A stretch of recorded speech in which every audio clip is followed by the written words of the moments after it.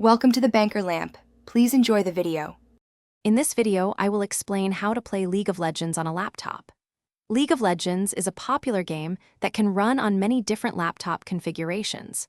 We'll cover everything from checking your system's readiness to optimizing your settings for the best performance.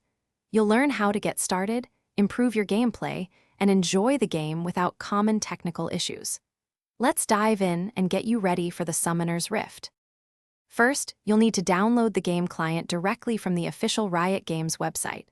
Once downloaded, run the installer and follow the simple on-screen prompts. You'll also need a Riot Games account, which you can create for free during this process or log in if you already have one.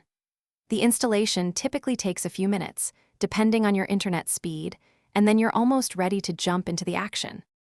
To ensure a smooth experience, optimizing your in-game settings is key.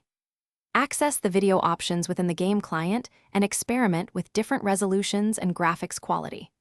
Often, reducing shadow quality or turning off anti-aliasing can provide a substantial increase in your frames per second. Remember to close any demanding background applications, like web browsers or streaming services, to dedicate your laptop's resources to the game.